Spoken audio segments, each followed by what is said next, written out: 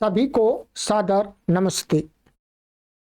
देववाणी संस्कृतम YouTube channel में आप सभी का हार्दिक अभिनंदन है। मित्रों, निरंतर हम ऋषि राज पोपट जी कैम्ब्रिज विश्वविद्यालय के जो शोध छात्र हैं उनके द्वारा जो लिखा गया यह शोध पत्र है, आप देख रहे हैं। इसकी सत्य परीक्षा चल रही है देववाणी संस्कृतम यूट्यूब चैनल पर। आज पार्ट 2 है। हमने प्लेलिस्ट में कॉलम बना दिया गया है ऋषि राज पोपट जी के शोध पत्र की सत्य परीक्षा का नाम का एक कॉलम बना दिया प्लेलिस्ट में। उसी में आपको सारी इस जो उनकी थीसिस है उसका जो सत्य की परीक्षा अर्थात कितना उसमें झूठ है और कितना सत्य है, ये सारी पूरी हम थीसिस की सर्जरी कर रहे हैं। एक वीडियो आपके लिए हमने बना के दे दिए। आज पार्ट 2 है, part 3, part 4, part 5, part 6, part 7, इसी प्रकार से आगे निरंतर चलते रहेंगे। एक दिन का कार्य नहीं है, क्योंकि इसको हमें पहले पढ़ना पड़ता है, समझना पड़ता है क्या कह रहे हैं क्या नहीं कह रहे हैं, ठीक है। और मेरा आपसे निवेदन है मित्रों, ये जो कार्य किया जा रहा है ये भारत के अंदर जो 2500 वर्ष के अंतराल में जो संस्कृत व्याकरण के पंडित लोग हुए, विद्वान, पंडित माने विद्वान लोग, महर्षि पतंजलि, कात्यायन आदि, उन पर जो प्रश्न चिन्ह लगाया है उस की प्रतिष्ठा को स्थापित करने के लिए यह कार्य किया जा रहा है। इसलिए मेरा आपसे निवेदन है कि आप इन वीडियोज को अधिक से अधिक शेयर करते रहें लोगों के पास में। क्यों? क्योंकि जो मीडिया है और इसके अतिरिक्त जो यूट्यूब चैनल वाले हैं जिनको संस्कृत भाषा का ABCD भी नहीं जानते हैं, वो लोग ऋषि राज पोपट जी के द्वारा लिखी गई इस थीसिस जो असत्य सिद्धांतों पर आधारित है उसको बहुत तेजी से प्रचारित प्रसारित कर रहे हैं जन सामान्य में। इसलिए आपको सही जानकारी की वीडियो भी लोगों में ले जानी होगी। चलिएगा मित्रों, तो आपसे निवेदन है कि लाइक कीजिएगा और शेयर अवश्य कीजिएगा अधिक से अधिक और समझिएगा। हो सकता है यदि आप संस्कृत नहीं जानते हैं तो आपको कम समझ में आएगा क्योंकि संस्कृत का विषय है, परंतु जो संस्कृत जानते हैं उनको पूरी तरह से समझ में आ जाएगा कि ऋषि राज पोपट जी ने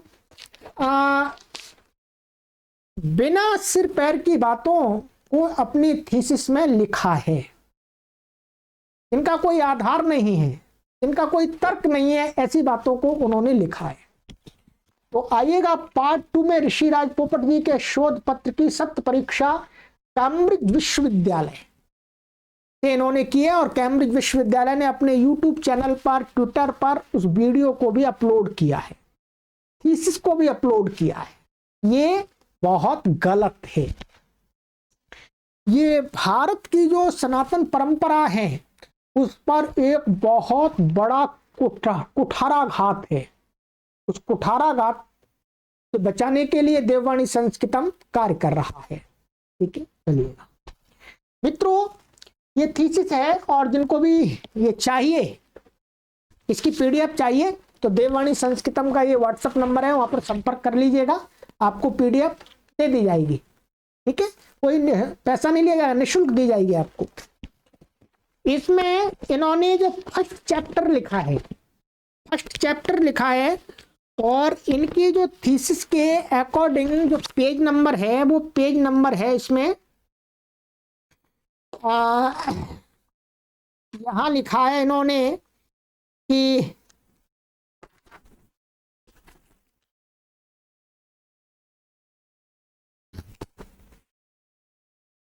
पेज नंबर 9 है, ठीक है, ध्यान देंगे। पेज नंबर 9 पेज पर यहां पर लिखा हुआ है, ठीक है ना। पेज नंबर 9 पर ये इन्होंने एक प्रश्न उठाया है, मैं यहाँ पर आपको दिखा देता हूँ थोड़ा सा और उसके बाद आप भी पढ़ लीजिएगा। मैं इसकी हिंदी भी बता दूंगा, इंग्लिश में लिखी हुई है इनकी थोड़ी, ये लिखा हुआ है, आप देखेंगे ये पेज नंबर 9 है, आप देख लीजिएगा इनकी थीसिस में। ये पेज नंबर 9 है। 9 पर इन्होंने कुछ शंका उठाई है, यहाँ पर अपने लिखा हुआ है, शंका नहीं कहेंगे, ये है, यहाँ से इन्होंने ये प्रश्न, यहाँ पर एक बात उठाई है कि to truly understand the Ashtadhyayi one needs to familiarise oneself with the methodology used by Panini to compose and arrange rules in his work। इस प्रकार से ये आगे लिखा हुआ है पूरा, ठीक है, ये पूरा ये लिखा हुआ है। और यहां पर इन्होंने एक सूत्र को दिखाने का प्रयास किया है, यहां पर मैं देखिएगा, ये सूत्र है, ये सूत्र है सन यंगोहू, 6वें अध्याय के प्रथम पाद का 9वां सूत्र है। मैं अभी दिखाऊंगा अष्टाध्याय में आपको, ठीक है। यहां पर इन्होंने लिखा है कि देखिएगा, यहां से it is not easy to determine the exact meanings of Panini's rules because the sutra style in which they are composed is very concise and compact. Much information is often packed into a few words, thereby making it considerably difficult to comprehend their exact purport। ठीक है, consider समझिएगा, यहाँ पर बता रहे हैं, उदाहरण दे रहे हैं ये A619 sun यंगोहू which teaches that verbal ways which has not undergone reduplication undergoes replication in the presence of affixes son and young। the ये आगे पूरा लिखा हुआ है, ये यहां तक, ठीक है। यहां पर मैं आप बात को इसको आपको हिंदी बता देता हूं, ठीक है, ये इंग्लिश में उसका पढ़ने से फायदा भी नहीं है। यहां पर इसकी जो हिंदी बनती है वो हिंदी ये है, देखिएगा, हिंदी ये है कि यहां पर जो संयुक्त सूत्र पर विचार करें तो ये एक हमें ये सिखाता है कि एक आख्यातिक आधार, आख्यातिक माने धातु, धातु का रूप बनता है, तो जिसका पुनरावर्तन नहीं हुआ है, अर्थात जिसका द्वित्व नहीं हुआ है, 2 बार उच्चारण नहीं हुआ है, ऐसे कहते हैं प्रत्यय सन और यंग, ये यंग है, ठीक है। इनके संबंध में माने इनके यहाँ पर जो संयुंगो है, जो सूत्र है, यहाँ पर अष्टाध्याय में देख लीजिएगा, ये अष्टाध्यायी का सूत्र है संयुंगो हो। तो इनका कहना है कि ये कहते हैं कि यहां पर ये स्पष्ट नहीं होता है कि महर्षि पाणिनि जी यहां पर इस सूत्र में सप्तमी विभक्ति द्विवचन मानते हैं अथवा षष्ठी विभक्ति द्विवचन मानते हैं, ध्यान दीजिएगा। और इन्होंने यहां देखेंगे आप, मैं बता देता हूं आपको स्पष्ट, इस पर क्या है, टिप्पणी लिखी है, ये अर्थात इस बात को ये नोट लिखा है नीचे 9 नंबर, देख लीजिएगा, ये 9 नंबर और 8 नंबर भी है, पर जो अंततः 9 नंबर देखते हैं। यहां पर 9 नंबर पर देखिएगा, इन्होंने ये लिखा है कि कोरोडोना और किपार्स्की ये 2 वेस्टर्न एक फिलोसोफर हुए हैं, विद्वान हुए हैं, जिन्होंने महाभाष्य पर कुछ काम किया है। क्या नाम है इनका, एक तो कोरोडोना का है और ये किपार्स्की है एक, इन्होंने महाभाष्य पर काम किया है। तो जो ऋषि राज पोपट जी हैं, ऋषि राज पोपट ने ये यहाँ पर ये उद्धृत किया है कि मैं भी ऐसा ही मानता हूं, और ये दोनों पाश्चात्य विद्वान भी ऐसा ही मानते हैं। क्या मानते हैं कि महर्षि पाणिनि का ये जो सूत्र है संयुंगो, इसमें पढ़ने वाले जो पाठक हैं उनको कुछ भी पता नहीं लगता है कि इसमें षष्ठी विभक्ति द्विवचन है या सप्तमी विभक्ति द्विवचन है, क्या अर्थ करें। क्या अर्थ करें। इसलिए कहते हैं कि महर्षि पाणिनि के सूत्रों को समझना बिल्कुल असंभव सा लगता है, ऐसा इनका कहना है। ठीक है, परंतु ये बात कब कह रहे हैं, ये बात ऋषिराज पोपट जी तब कह रहे हैं मित्रों। ऋषिराज पोपट जी ने पाणिनीय परंपरा के ना तो मूल ग्रंथों को पढ़ा है, ध्यान दीजिएगा, इस थीसिस को देखने से एकदम 100% निश्चय होता है कि ऋषिराज पोपट जी ने पूरी अष्टाध्यायी के सूत्रों का एक बार भी पारायण नहीं किया है, एक बार भी पूरे सूत्रों का लगातार पारायण उन्होंने नहीं किया है, और उनको अष्टाध्यायी के सूत्र भी कंठस्थ नहीं है, ध्यान दीजिएगा। और पाणिनीय परंपरा में पाणिनीय अष्टाध्यायी को पढ़ने से पूर्व पहले पाणिनीय अष्टाध्यायी को स्मरण कराया जाता है।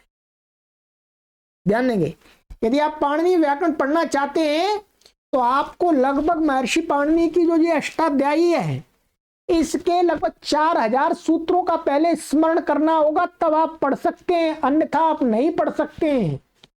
स्मरण करके आपको ये ध्यान रखना होगा कि महर्षि पाणिनि ने कहां पर कौन सा सूत्र रखा है, कौन सा पहले है, कौन सा बाद में क्रम में है, ये स्मरण होना चाहिए।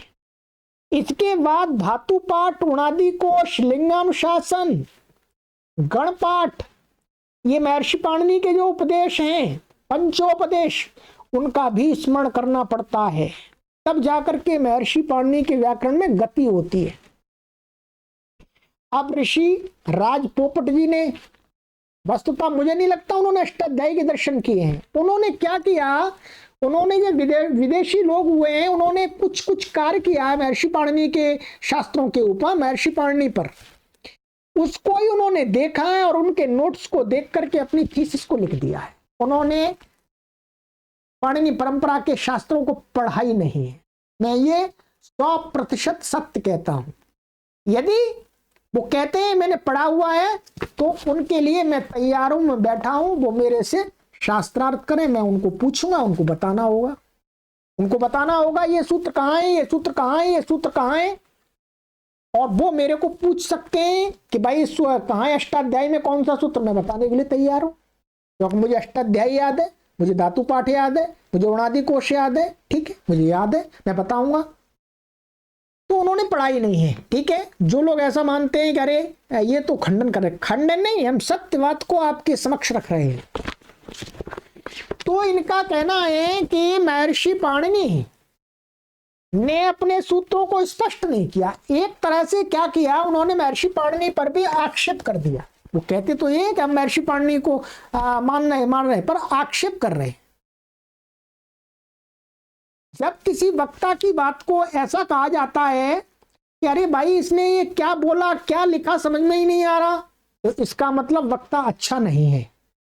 वो सामने वाला व्यक्ति ये कहना चाह रहा है यदि आप मेरी बात को नहीं समझ रहे हैं, मैं जो भी बोलता हूं और आपको हर चीज कंफ्यूज लगती है, तो आप मेरे बारे में कहेंगे अरे वो क्या पढ़ाते हैं, कुछ समझ में ही नहीं आता। तो ये मेरा क्या है, ये आपका मेरे ऊपर आक्षेप है। ये किसी प्रकार से ऋषि राज पोपट जी भी महर्षि पाणिनि के ऊपर आक्षेप कर रहे हैं कि महर्षि पाणिनि ने अपने सूत्रों को एकदम स्पष्ट नहीं लिखा, जिससे पढ़ने वाले पाठकों को आराम से समझ में आ जाए। यह आक्षेप है महर्षि पाणिनि पर भी, ठीक है। वो कहते हैं कि महर्षि पाणिनि के बाद के आचार्यों को मैं गलत सिद्ध करता हूं, वो वस्तुतः महर्षि पाणिनि को भी गलत सिद्ध कर रहे हैं।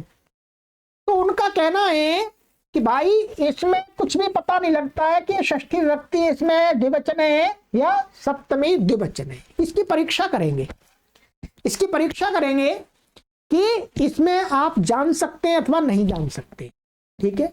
कोई भी संस्कृत का पढ़ा हुआ व्यक्ति इस सूत्र को पढ़ते समय आराम से समझ सकता है कि इसमें षष्ठी विभक्ति द्विवचन है, ठीक है। अब आइएगा, अब हम चलते हैं इस सूत्र पर विचार करते हैं कि इसमें षष्ठी द्विवचन होनी चाहिए या सप्तमी द्विवचन होनी चाहिए, ठीक है। इन्होंने तो यहां पर ऐसे छोड़ दिया कि भाई ये बहुत कठिन है, ठीक है।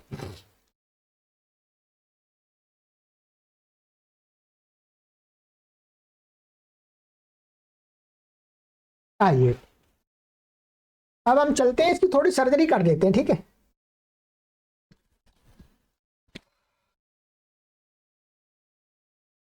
देखिएगा ये सूत्र है सन यंगो हो, सन यंगो हो, और इसके दोनों पक्षों को मैं दिखाता हूं, दोनों पक्षों को। एक बार षष्ठी का अर्थ, इसका जो सही अर्थ है वो षष्ठी का अर्थ होता है। क्या अर्थ है? सही अर्थ है षष्ठी। और ऋषिराज पोपट जी कहते हैं सप्तमी भी हो सकता है, तो क्या माने पड़ने वाले, ठीक है। तो उसका हमको, मैं आपको बताऊंगा इसका क्या अर्थ हो सकता है।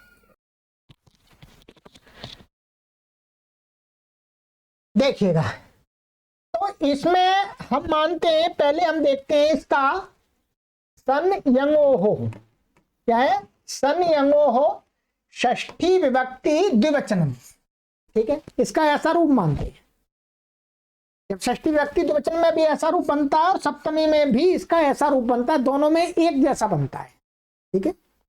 जैसे आपका ये शब्द है पायस का, पयस का षष्ठी और सप्तमी दोनों में क्या बनता है? पायसो हो, दोनों में। वैसा ही सन यंगो हो का भी बनता है। अब हमको देखना है कि यहां पर षष्ठी का अर्थ करके हमारे जो काशिकाकार हैं और इसके सूत्रों की प्राथमिक वृत्ति को लिखने वाले गुरुजन हैं और महाभाष्यकार हैं, इन सभी ने एक मत से तर्क के आधार पर यहां पर एकदम निशंक होकर के षष्ठी विभक्ति द्विवचन माना है। क्या माना है? षष्ठी विभक्ति द्विवचन माना है।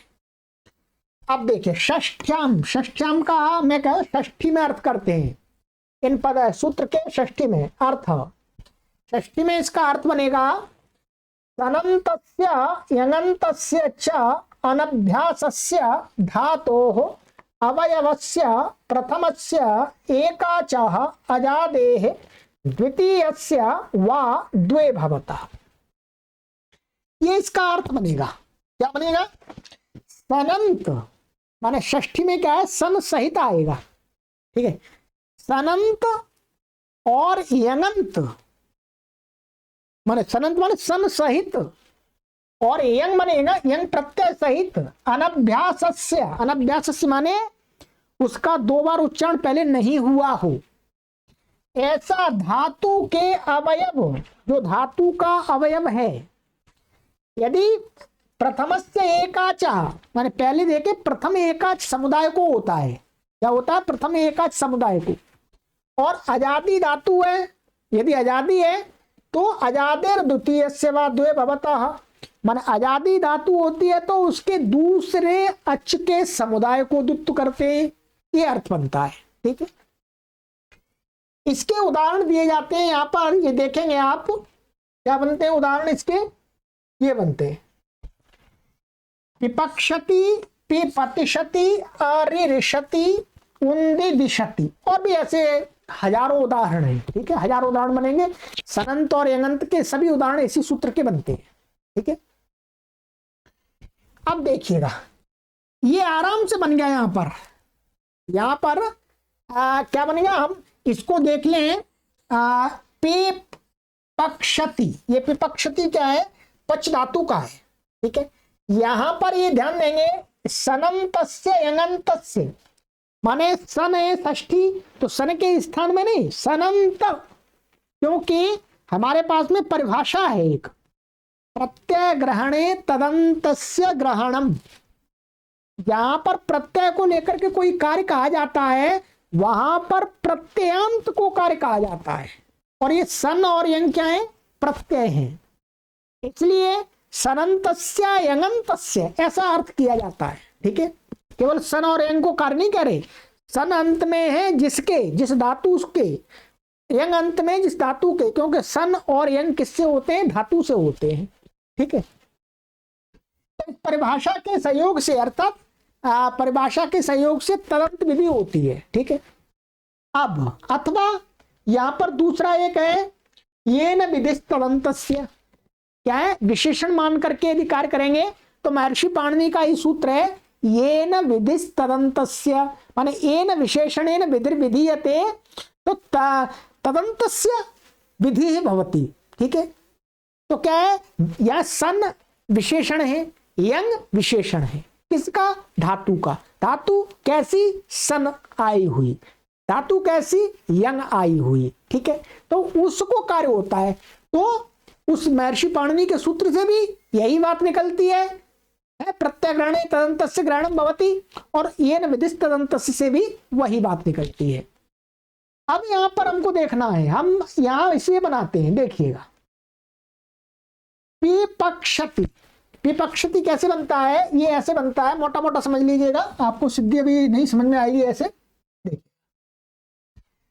ये है पच धातु है, ये पच धातु है, डुपचश पाकी। ठीक है, उसका पच बचता है, यहाँ पच में क्या लेते हैं, सन ले आते हैं हम, है धातु हो कर्मणा है समान कर्त कादिच्छायाम वासे सन आ जाता है, सन आ जाता है, ये हट जाता है। ठीक है, अब क्या है, इट आगम होता है, धातु अनिट है, इट का निषेध हो जाता है।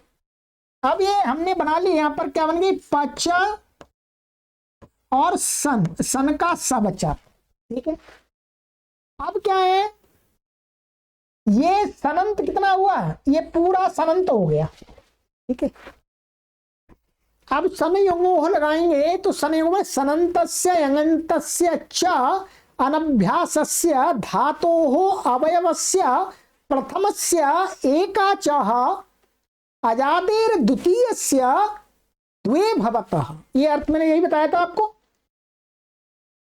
क्या बताया था, सनंतस्य यंगंतस्य च अनभ्यासस्य धातोः अवयवस्य प्रथमस्य एकाचः द्वितीय अजादेः द्वितीयस्य द्वे भवतः। ठीक है, तो ये कैसी धातु है, ये है आपकी हलादी धातु, ये अजादी नहीं है, तो इसलिए इसमें क्या है, अब हम कहेंगे संयंगो लगाएंगे इसमें, तो संयंगो षष्ठी में क्या अर्थ होगा, सनंत को अनभ्यास, इसमें अभ्यास अभी नहीं है, कुछ भी दुप्त हुआ ही नहीं है, और धातु, इसमें धातु क्या है, पच, ध्यान देंगे क्या है, पच। अब धातु पच हो गई तो इस पूरे की भी धातु संज्ञा ध्यान रखेंगे, इसमें दो धातुएं होती हैं, एक सनंत पूरी भी धातु होती है सनाद्यंता धातुमा से, और पच भूबाधे धातुआ से पच धातु होती है, दोनों हैं। तो अभी हम क्या है, एक हमने ये हलादी है, इसलिए क्या है, प्रथम एकाच समुदाय को देखना है। प्रथम एकाच कौन सा है इसमें, पहला अच कौन सा, अ, तो अ माने इसका प्रथम एकाच समुदाय का जो नियम है वो ये है कि आगे और पीछे जब तक कोई दूसरा अच नहीं आता, उससे पहले पहले के सभी वर्ण उसके समुदाय में गिने जाते हैं। तो यहां पर क्या है, प्रथम एकाच समुदाय क्या है, प च स, और ये आ अलग है। ठीक है, अब क्या है, ये आ अलग है, ध्यान देंगे, ये सन का आ अलग रह जाएगा, ये हो गया प्रथम एकाच समुदाय, ध्यान दीजिएगा। अब ये इसको क्या करेगा, द्वित्व करेगा, दो बार उच्चारण करेगा, संयंगो क्या करेगा, दो बार उच्चारण, तो दो बार उच्चारण करते हैं तो इसको ऐसा एक और इधर रख लेंगे, ऐसा प च और स। ठीक है, अब दो बार हो गया, दो बार इस सूत्र ने कर दिया, ये षष्ठी का अर्थ है, ध्यान देंगे षष्ठी का। अब क्या है, ये पूर्वाभ्यास हलादि शेष करके ये सारा हट जाएगा, केवल प बचेगा, क्या बचेगा, प। और यहां पर भी क्या है, सन्यता से इत्त हो जाता है, सन्यता से इत्त होकर के यहां पर क्या बन जाएगा, ये ऐसा बन जाएगा, चलिए मैं दिखाता हूं आपको, ऐसा बन जाएगा पी और प च, ठीक है, और स ऐसा बन जाएगा। ठीक है, अब यहां पर क्या लगेगा, चोहकू, यहां पर लगाएगा चोहकू से क्या हो जाएगा, इसको का हो जाएगा, तो पी प च पक ऐसा बनेगा, और आदेश प्रत्ययों से यहां से मूर्धन्य शकार हो जाएगा इसको। ठीक है, सन के सकार, और ये क्या हो गया, ये का बन गया। अब यहाँ पर मिला करके लिखेंगे तो इसको ऐसा लिखा जाता है, ऐसा, ठीक है। तो क्या बन गई हमारी धातु है अभी, पी पा शा, ऐसा बन गया। अब यहाँ पर हम त्रिवादी उत्पत्ति करेंगे, टिप लाएंगे तो यहाँ शप आ जाएगा, ठीक है, और ये टिप आ जाएगा, और इनका ये सब कुछ सर्जरी होकर के अतोगुणे लग करके क्या बन जाएगा, पी पा क्षति। विपक्षति माने पकाने की इच्छा करता है। ये तो हो गया, हमने षष्ठी का अर्थ लिया, ठीक है। इसी प्रकार से ये उदाहरण है, विपतिशति ये पद धातु का है, ये आरिरिशति, आरिरिशति क्या है, ये भी ऐसा ही है। इसको और मैं आपको थोड़ा दिखा देता हूं। आरिरिशति में है आपका, यहां देखिएगा, आरिरिशति में री धातु है, री क्या है, री धातु है, और यहां पर सन प्रत्यय आता है पहले की तरह, ठीक है। क्या आ जाता है, सन प्रत्यय आ जाता है ये, और ये ऐसा हो जाता है। अब यहां पर क्या है, इसको गुण हो जाता है पहले। गुण क्या है, अंतरंग है। ये द्वित्व है वो बहिरंग है, और गुण क्या है, अंतरंग है। तो गुण क्या है, अंतरंग होने से गुण होकर के यहाँ पर क्या हो जाता है, अर हो जाता है, इसको आर और सा, ऐसा हो गया, ठीक है। और इसमें ईटा आगम हो जाता है, आर धातु को सिर बलादे से ईट आगम हो जाता है, यहाँ पर ईट बीच में आ जाता है, ईट का ई बचता है। तो ये धातु आपकी ऐसे बन जाती है अभी, आ र ई और सा, ऐसा बन जाता है, ठीक है। अब यहाँ पर सन यंगो लगेगा, क्या लगेगा, सन यंगो। अब यहाँ पर सन यंगो लगेगा, तो यहाँ देखना है ये धातु कैसी है, ये धातु है आजादी। ये कैसी है, हलादी नहीं है, आजादी है। तो सूत्र का अर्थ क्या किया था, सनंतस्य यंगंतस्य च अनभ्यासस्य धातोः अवयवस्य प्रथमस्य एकाचः अजादे द्वितीयस्य वा द्वे भवतः। तो ये आजादी है, तो आजादी धातु जो सनंत धातु है, ये सनातन धातु से पूरे की धातु संज्ञा है, धातु संज्ञा है पूरे की। तो इस पूरे में जो दूसरा अच कौन है, दूसरा अच है ई, क्या है, ई का समुदाय कितना है, मैंने बताया शर्त की समुदाय माने ई से पहले जब तक दूसरा स्वर नहीं आता उससे बाद के सभी व्यंजन उसके साथ चले जाएंगे, और इधर दूसरा कोई स्वर नहीं आता उससे पहले के व्यंजन उसके साथ चले जाएंगे। तो यहां पर क्या है, द्वितीय एकाच समुदाय, द्वितीय एकाच समुदाय क्या है, ये है रे सा, इतना है, ध्यान देंगे, ठीक है। रे सा, और ये आ अलग रह गया, और सन का आ अलग है, ध्यान दीजिए, ये स्थिति हो गई। अब हम लगाएंगे संयंगो हो, ठीक है। संयंगो क्या क्या इसमें कि आजादी के दूसरे समुदाय को दो बार उच्चारण होता है, क्या होता है, दो बार उच्चारण। तो अब केवल इसको दो बार उच्चारण होगा, दो बार इसको करेंगे, तो दो बार इसको करेंगे तो क्या बन जाएगा, देखिएगा, आ ऐसा कैसे रहेगा, आ को कोई छेड़खानी नहीं होगी, और इस रे से इसको दो बार हो जाएगा, ये रे सा और रे सा, और ये आ, ध्यान देंगे ऐसे बनता है। अब क्या हुआ, ये हुआ, अब यहां पर पूर्वाभ्यास हलादी शेष से ये हट गया सा, और ये री बचा। तो अब हमारा अंत में क्या बचा, आ री और ये सा ऐसा जोड़ देंगे, इसमें आ जुड़ जाएगा, और ये री सा, ऐसा बना। और आदेश प्रत्ययो, ध्यान देंगे, आदेश प्रत्ययों से इसको क्या हो जाएगा, मूर्धन्य हो जाएगा। तो आर्य ऋष और शप तिप आकर के क्या बन जाएगा, आर्य ऋषति, पहले की तरह बन गया। आर्य ऋषति आपका कंप्लीट बन गया, कोई परेशानी नहीं है इसमें, षष्ठी वाले अर्थ में, ठीक है। आर्य ऋषति, इसी प्रकार से उन्दी दिशति आदि बनते हैं। ये षष्ठी के पक्ष का मैंने अर्थ दिखा दिया, उदाहरण पूरे सिद्ध हो गए सही, कहीं पर कोई गलती नहीं आ रही है, ठीक है। ये तो उदाहरण आपके आ गए इसके सन के। इसी प्रकार से आपके दूसरे उदाहरण है जिसको बोलते हैं हम जो यंग के उदाहरण। इसी प्रकार से यंग के उदाहरण भी है इसके। ठीक है, उदाहरण मैं आपको दिखा देता हूं अभी कौन कौन से उदाहरण है इसके यंग के।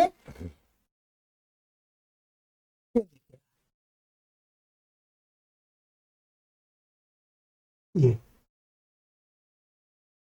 यंग के उदाहरण है ये वाले, पापच्यते, यायज्यते, अटाट्यते, अरार्यते, प्रोर्णो नूयते। ठीक है, ये उदाहरण है। इसी प्रकार से यहां पर ये भी घट जाते हैं यंग प्रत्यय के। ठीक है, धातोरे काचो अलादे क्रिया संव्यारे यंग से यंग होता है, वो प्रक्रिया लंबी है, वो सीखनी पड़ती है। तो इनमें षष्ठी सा जब अर्थ करते हैं तो आराम से घट जाता है, कोई परेशानी नहीं होती है। तो अब आ जाइएगा, अब हम घटाते हैं सप्तमी का अर्थ। क्या सप्तमी का अर्थ यदि मान लेंगे तो क्या सिद्ध होगा, क्या सिद्ध होगा? चलिएगा, आइएगा, देखिएगा।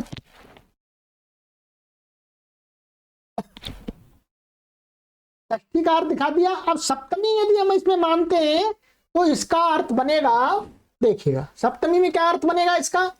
यदि सन यंगों को हम सप्तमी व्यक्ति द्विवचन मान लें तो अर्थ क्या बनेगा सूत्र का? सूत्र का अर्थ बनेगा सनि यंगी च परतः अनभ्यासस्य धातोः अवयवस्य प्रथमस्य एकाचः अजादेः द्वितीयस्य वा द्वे भवतः। ठीक है, ये अर्थ बना। सन माने सप्तमी लाएंगे तो शनि, सन के परे रहते, परे रहते कहां से अर्थ आ गया? परे रहते महर्षि पाणिनि का सूत्र है। महर्षि पाणिनि का ये सूत्र है, क्या सूत्र है? यहां पर ये सूत्र है प्रथम अध्याय के प्रथम पाद में 65वां सूत्र है, 65। ये सूत्र कहता है तस्मिन् नीति निर्दिष्टे पूर्वस्य। महर्षि पाणिनि ने यदि अपने सूत्र में सप्तमी विभक्ति से किसी पद को कहा है तो ऐसा अर्थ करना पड़ेगा कि उसके परे रहते माने उसके बाद के रहते पूर्व को काम होता है, ये मानना पड़ता है। जैसे ये ना विदिष्टदन्तस्य, और यहां पर क्या है तस्मिन् नीति निर्दिष्टे पूर्वस्य, माने उसके परे रहते। तो इसलिए जब सप्तमी करेंगे तो इस सूत्र के सहयोग से हम क्या अर्थ करेंगे? यहां पर सन और यंग के परे रहते हुए बाद में रहते हुए अनभ्यासस्य धातो अवयवस्य प्रथमस्य एकाच अजादिर द्वितीयस्य द्वे भवतः, माने पूर्व की जो धातु है, अब सनंत नहीं आएगा, अब यंगंत नहीं आएगा। अब सन और यंग के परे रहते हैं पूर्व में जो धातु है जिसकी संज्ञा है, उसमें यदि व्यंजन आदि में तो प्रथम एकाच समुदाय को द्वित्व होगा, और यदि आजादी है तो द्वितीय अच समुदाय को होगा। ठीक है, ये अर्थ बनता है। अब यदि ये अर्थ कर लेते हैं तो क्या होता है आपका, ये उदाहरण सिद्ध नहीं होते। अटिटिशति ये उदाहरण बनता नहीं है। अशिशिषति ये भी नहीं सिद्ध होता है। अरिरिषति ये भी सिद्ध नहीं होता है। अरार्यते ये भी सिद्ध नहीं होता है। अटाट्यते ये भी सिद्ध नहीं होता है। सप्तमी अर्थ कर लेने पर ये तो कुछ गिने चुने दिखा दिए, ऐसे हजारों उदाहरण सनंत और यंगंत के आजादी धातुओं से जो सन और यंग करेंगे तो उनके उदाहरण सिद्ध होते ही नहीं है, गलत सिद्ध होते हैं। और ध्यान रखिएगा, महर्षि पाणिनि ने जो शास्त्र बनाया है अपना, वो किसके लिए बनाया है? शब्दों को पहले उन्होंने देखा। ऐसा नहीं है कि महर्षि पाणिनि जी शब्द बना बना करके दे रहे हैं, लो जी शब्द, ऐसा नहीं है। एक तो ऋषिराज पोपट जी की एक भूल है, वो ये सोचते हैं कि महर्षि पाणिनि का व्याकरण जो मर्जी चाहो वो शब्द बना देगा, ये भी एक भ्रम है। महर्षि पाणिनि के शास्त्र की पहली जो शर्त है वो ये है, महर्षि पाणिनि का शास्त्र वहां काम करता है जो पहले से शब्द है मौजूद, उनके अंदर प्रकृति प्रत्यय बता करके उनका अर्थ स्पष्ट करने के लिए शास्त्र है ये, ठीक है। उसके अलावा यदि भाषा में नए शब्द आ गए हैं तो उनको स्वीकार करने की भी एक प्रक्रिया बताई गई है, ध्यान देंगे। ऐसा नहीं है कि लो जी प्रत्यय बना, प्रत्यय लगाओ, धातु लगाओ, लो शब्द प्रयोग करो, ऐसा नहीं होता। भाषा पहले होती है, व्याकरण बाद में होता है। महर्षि पाणिनि ने इन उदाहरणों को देखा तब उन्होंने सूत्र बनाया है। ऐसा नहीं है कि महर्षि पाणिनि ने पहले सूत्र बनाया फिर उसके बाद में ये उदाहरण आए, ऐसा नहीं होता। किसी भी भाषा के अंदर नहीं होता, चाहे अंग्रेजी हो, चाहे कोई भी उर्दू हो, फारसी हो, पहले भाषा होती है, बाद में ग्रामर होता है, सभी लोग जानते हैं। अब महर्षि पाणिनि को यदि आप कहें कि वहां पर स्पष्ट नहीं है, सप्तमी आप मानेंगे तो ये उदाहरण सिद्ध नहीं होते, सूत्र का सूत्र व्यर्थ है। व्यर्थ सूत्र नहीं पाणिनि जी बनाते हैं, ऐसा सूत्र बनाते हैं महर्षि पाणिनि जो पूरा एकदम सही हो, जो कार्य करे, सभी सिद्धियों को बनाए, ठीक है। अब देखिएगा यहां पर जब सप्तमी का अर्थ कर लेते हैं तो ये सिद्ध नहीं होता है। कैसे नहीं होता है आपको थोड़ा बता देता हूं, समझ में आ जाए तो, ठीक है। हम एक उदाहरण ले लेते हैं, चलिए हमने अभी ये बनाया था आर्यशति, आर्यशति बनाया था मैंने आपके लिए अभी, ये इसको ही सप्तमी का अर्थ करके हम बनाते हैं। कैसे बनेगा ये, क्या बनेगा देखिएगा। सप्तमी का अर्थ में हमने ये ली धातु, देखिएगा ये री धातु है, तन आ गया, ठीक है। गुण आदि होकर के क्या बनेगा, हर हो गया, और ये स और इट आगम हो गया, ठीक है। पहले की तरह समझ लीजिएगा, इट आगम हो गया ये। अब देखिएगा, अब यहां पर क्या करना है आपको, अब यहां पर हम लगाएंगे सन यंगो हो, क्या सन यंगो हो, और उसमें क्या है सप्तमी व्यक्ति द्विवचन मानेंगे। इसका अर्थ होगा सन के परे रहते। अब यहां पर सन, यहां पर क्या है आ रा ई और सा, ये जो ईटागम है, ईटागम इसका अवयव है सन का, वो सन के साथ रहेगा, इसके साथ रहेगा सन का। क्यों सन के साथ में, सन के लिए आया है, आदिम तो तक तो मैंने आदिम बैठा किसके, सन के, तो सन का भाग है वो। तो अब क्या है, सन के परे रहते पूर्व में जो अनभ्यास, ये अनभ्यास है, इसको अभ्यास नहीं हुआ है, अनभ्यास धातु, ये धातु है, माने री को आर हो गया, ये धातु है अभी भी है, स्थानीय विधादेशो नल विधौ से धातु है, धातु है। और धातु को क्या करेंगे, धातु के प्रथम एकाच, क्या प्रथम एकाच, और आजादी है तो द्वितीय एकाच, ध्यान देंगे। अब ये धातु कैसी है, आजादी है, परंतु आजादी होने पर उसका द्वितीय एकाच को कहा है, पर इसमें द्वितीय दूसरा अच तो है ही नहीं, क्योंकि ये तो अलग हो गया, इसके पर रहते इसको काम होगा, इसमें दूसरा अच नहीं है। तो वहां द्वितीय आजादी द्वितीय जो लिखा है वो इसका अर्थ है कि आजादी धातु है तो उसमें दूसरा अच विद्यमान है तो होगा, है दो होगा। और वो क्या है, जो आजादी धातुओं से जब हम सन लाते हैं, यंग लाते हैं, तो हम जब षष्ठी का अर्थ करते हैं तो उसमें 100% हमको दो अच मिलते हैं, ध्यान देंगे। तनंतस्य ऐसा अर्थ करते हैं एगंतस्य, तो उसमें दो, कोई भी धातु हो दो तो मिल ही जाते हैं, जैसे हमें मिल गए थे अभी। अब यहां पर क्या है, दो अच नहीं मिलेंगे, दूसरा अच नहीं मिलेगा, तो फिर क्या है, फिर कहते हैं कि भाई नहीं मिल रहा तो फिर पहले वाले को करो, तो पहले वाले को अर्थात अब इसको ही द्वित्व प्राप्त होने लगेगा सप्तमी में। तो क्या होगा, इसको द्वित्व हो जाएगा आर आर, ऐसा हो जाएगा आर आर, ध्यान दीजिएगा। और ये इस क्या हुआ,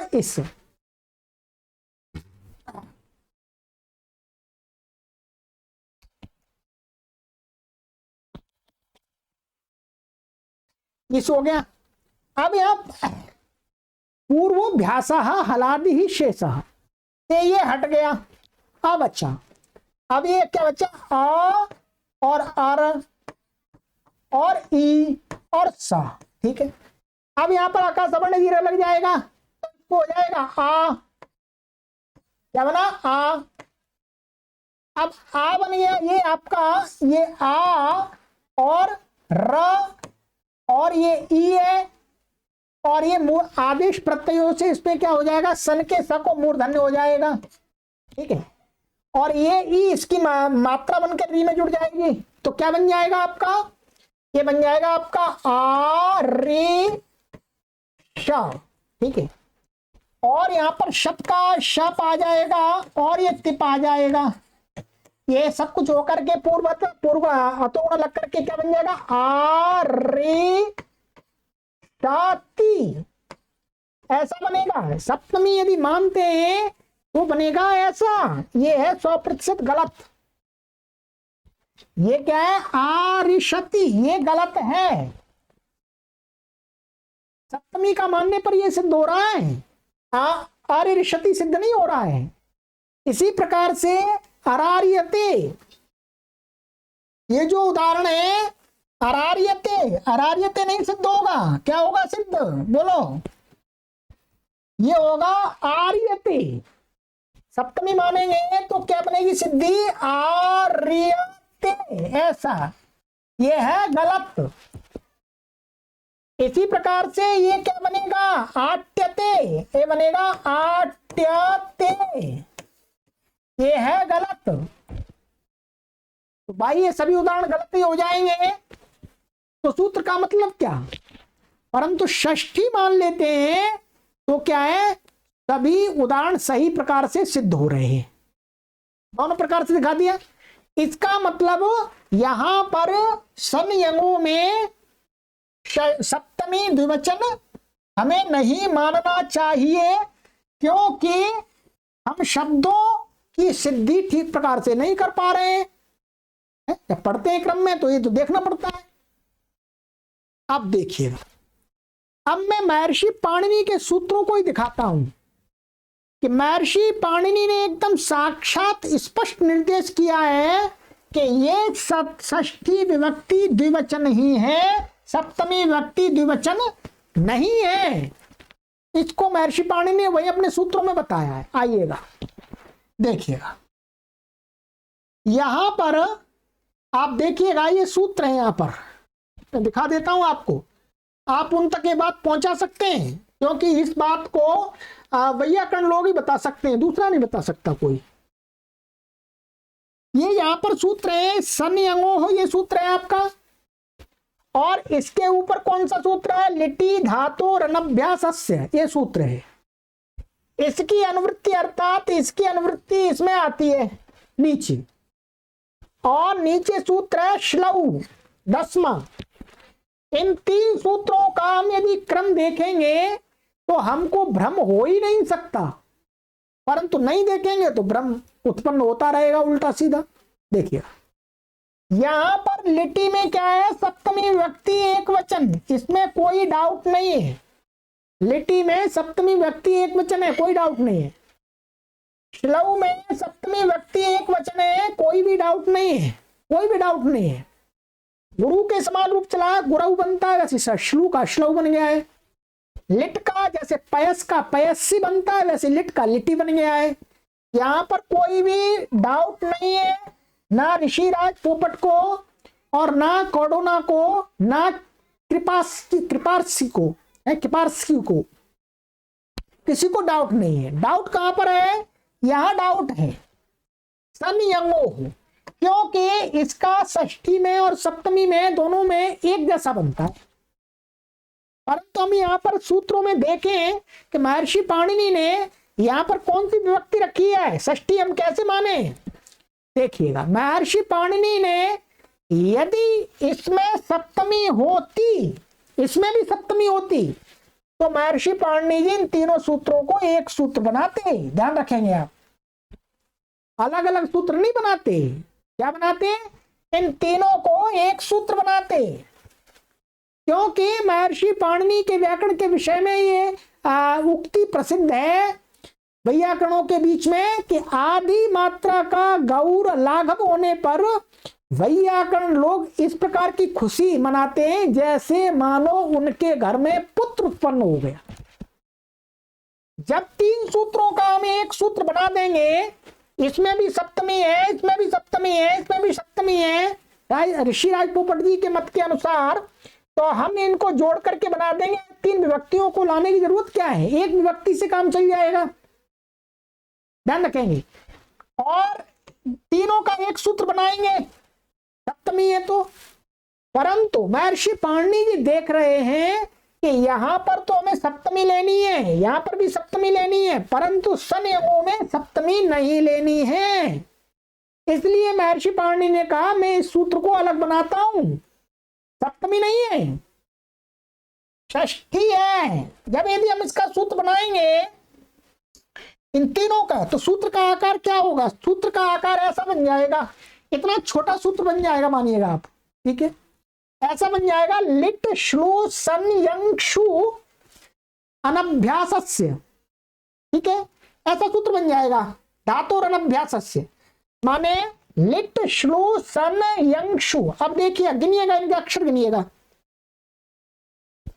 देखिए ये है, इसमें ला आदि मात्रा, हम मात्रा गिन लेते हैं, ठीक है, व्यंजन गिन लेते हैं पहले, कितने, 1 2 3 4 5 6 7 8 9 और 10 व्यंजन है इसके अंदर। कितने व्यंजन है, 10 व्यंजन, और एक व्यंजन की आधी मात्रा होती है, तो ये 5 मात्राएं हो गई आपकी, 5 मात्रा काल हो गया, ठीक है, 5 मात्राएं हो गई। अब हम गिन लेते हैं दूसरे, एक ई 1, उ 2, आ 3, आ 4 और उ 5, ये भी सभी ह्रस्व है, 5 मात्राएं ये हो गई, कितनी हो गई, 5 मात्राएं ये हो गई आपकी, ठीक है, 5 5 10 मात्रा काल हो गया, ठीक है। अब यहां पर देखते हैं महर्षि पाणिनि का, यहां पर कितनी मात्राएं बन रही है इनकी, इनको अलग अलग करने से देखिए, लिटी ये 2 और 3, माने 2 व्यंजन की एक मात्रा, तो ये 3 मात्रा इसमें, ध्यान दीजिएगा।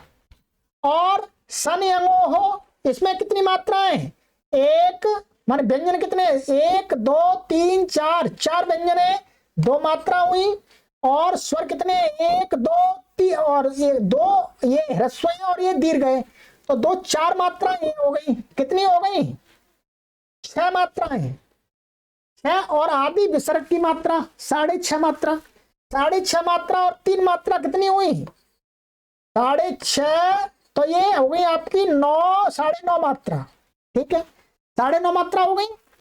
हम इसको तो हमें लगाना ही पड़ेगा, ये तो हमें उस स्थिति में भी लगाना पड़ेगा, इस स्थिति में लगाना पड़ेगा, इससे कोई परेशानी नहीं है। और 9.5 और श्लव में कितनी है, श्लव में 3 मात्राएं, 2 व्यंजन है, 1 मात्रा, और औ ये दीर्घ है द्विमात्रिक है, तो कितना हो गया, ये औ हो गया, ये आपकी 3 मात्रा, तो अब ये 3 जोड़ देंगे तो 3 प्लस करेंगे तो 12.5 मात्राएं हो रही है, ध्यान देंगे, कितनी, 12.5 मात्राएं।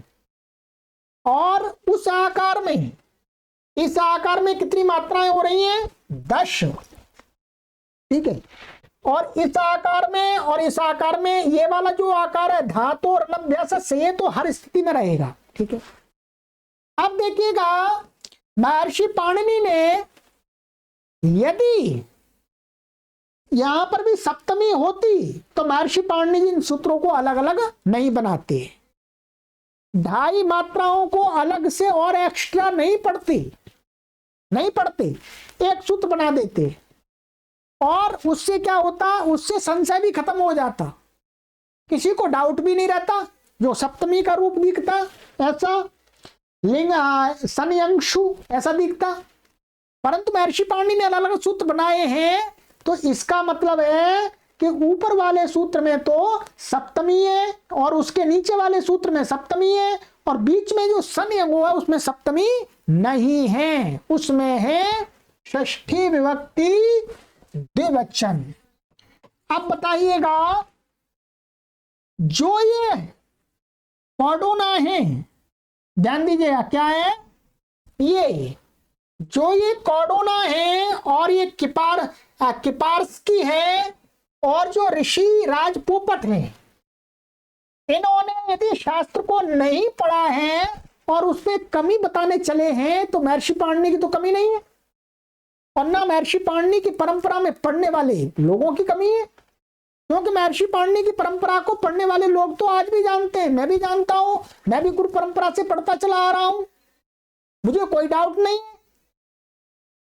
परंतु इस प्रकार की थोथी बातें करके इतनी मोटी थीसिस को लिख देना अच्छी बात नहीं है, ठीक है, अच्छी बात नहीं है। और ऋषिराज पोपट जी इस मत को स्वीकार कर रहे हैं क्योंकि इस पर कोई टिप्पणी अपनी नहीं दे रहे हैं, ठीक है। तो जो विदेशी लोग हैं वस्तुतः वो क्या है, पूरे शास्त्र को पढ़ते ही नहीं है, थोड़ा थोड़ा देख लेते हैं और उसी पर चिंतन मनन करने लग जाते हैं और टीका टिप्पणी करने लग जाते हैं। ऐसा करना अपनी अज्ञानता का परिचय देना होता है मित्रों, ठीक है। तो ये मैंने आपको क्लियर कर दिया एक प्रश्न। इस प्रकार के इसमें बहुत सारे प्रश्न हैं, सभी को हम सर्जरी करेंगे, टाइम लगता है, बड़ी कक्षा होती है, परंतु आपके लिए स्पष्ट कर देते हैं। आपको कोई डाउट है अभी भी, किसी को भी, हम आपको आमंत्रित करते हैं, आप व्हाट्सएप पर आइएगा, हमसे जुड़िएगा, अपने डाउट्स को खत्म कीजिएगा। हम ऐसा नहीं, हमने परंपरागत पढ़ा हुआ है, शास्त्रों को एक तरफ से पढ़ा हुआ है, जड़ से लेकर के ऊपर तक, ठीक है। इसलिए हमें महर्षि पाणिनि, महर्षि आचार्य कात्यायन, महर्षि पतंजलि के द्वारा बताई गई बातों पर 100% एकदम विश्वास है। उन्होंने कुछ भी गलत नहीं लिखा, उन्होंने महर्षि पाणिनि को ठीक प्रकार से, अच्छी प्रकार से समझा। जो महर्षि आचार्य कात्यायन और महर्षि पतंजलि के जो भाष्य हैं वो कोई एक दिन में नहीं लिखे गए हैं, एक दिन में नहीं लिखे गए हैं, सैकड़ों वर्ष से चर्चा का विषय बनकर के एक निष्कर्ष है, निष्कर्ष है।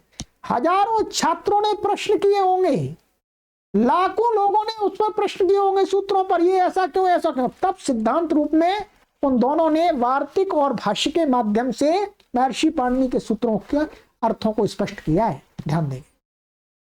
तो चलिएगा, अब एक आगे का प्रश्न है, इसका आगे का प्रश्न हम लेके आएंगे आपके लिए। इसमें आगे लिखा हुआ है सेकंडली, सेकंडली ये प्रश्न है इनका, आप पढ़ लीजिएगा, ये 9 पेज पर ही है। Secondly, to make sense of any given rule, it is essential to take into account the contents of preceding rules. This is because Panini used a device called अनुवृत्ति, ठीक है।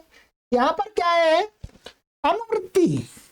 ऋषिराज पोपट जी को अनुवृत्ति समझ में नहीं आई, इसलिए कहते हैं महर्षि पाणिनि के सूत्रों में पता ही लगता है कि भाई किसकी अनुवृत्ति क्या कहाँ जाएगी। इसको हम बताएंगे, इस नियम को, कि पाणिनि परंपरा में अनुवृत्ति पहचान का क्या नियम है। पढ़ा नहीं आपने तो हम क्या करेंगे, ठीक है। तो पाणिनि परंपरा में किसकी अनुवृत्ति आती है, किसकी नहीं आती है, नियम है, बिना नियम के कार्य नहीं होता है। चलिएगा, तो मित्रों ये प्रश्न हमने हल कर दिया। आगे के पार्ट 3 में ये वाला प्रश्न आ रहा है आपके लिए, अनुवृत्ति वाला। ये ऋषिराज पोपट जी अनुवृत्ति के विषय में बहुत भ्रांत है, वो महर्षि पाणिनि के सूत्रों पर आक्षेप कर रहे हैं, तो उसका समाधान आपको आगे की वीडियो में देंगे। आपको लगता है मित्रों ऋषिराज पोपट जी ने जो ये थीसिस लिखी, इस थीसिस का प्रचार हमारे भारत देश की मीडिया ने इतना कर दिया, इतना कर दिया, और इस मीडिया वालों को व्याकरण के विषय में 0% भी ज्ञान नहीं है, 0% भी। बस एक बात पकड़ ली उन्होंने कि 2500 साल से जो बात महर्षि पतंजलि ने, कात्यायन ने और अच्छे वैयाकरणों ने नहीं समझी, वो ऋषिराज पोपट जी ने समझ ली है जी। अरे नया एक रहस्य खुल गया। मित्रों ये बहुत भ्रांत गलत धारणा फैल गई है, इस धारणा को निकालना बहुत परिश्रम का काम है, हम इसलिए कर रहे हैं, आपका सहयोग चाहिए। वीडियो को अधिक से अधिक शेयर कीजिएगा आप, ठीक है। हम जो बात बताते हैं इस पर कोई भी विद्वान तर्क कर सकते हैं। ऋषिराज जी को भी हम आमंत्रित करना चाहते हैं, यदि वो आए हमारे साथ में चर्चा करें तो तैयार है, ठीक है। यदि मैं गलत हूं तो मैं गलत सिद्ध हो जाऊंगा, आप गलत है तो आप सिद्ध हो जाइएगा। समाज को सही बात मालूम पड़नी चाहिए, जो 2500 साल की जो परंपरा है उसकी वास्तविकता का बोध होना चाहिए, लोगों को भ्रम में नहीं डालना चाहिए। हमारा तो ये सिद्धांत है। तो चलिएगा मित्रों, आगे की वीडियो में मिलते हैं, इंतजार करिएगा। मेरे पास में बहुत सारे काम होते हैं, कक्षाओं को भी पढ़ाना होता है, ठीक है, केवल ये थीसिस का ही काम तो नहीं है। ठीक है, ये तो किसी ने आरोप लगाया है इसलिए उसका समाधान करना हमारा कर्तव्य है, परंतु हमारा मुख्य काम तो आपको पढ़ाना है। ठीक है, तो पढ़िएगा भी। और इस चैनल का मुख्य उद्देश्य है निःशुल्क संस्कृत भाषा का प्रचार प्रसार करना। चलिएगा, आप सभी पवित्र आत्माओं को कोटि कोटि नमन, सभी को सादर नमस्ते।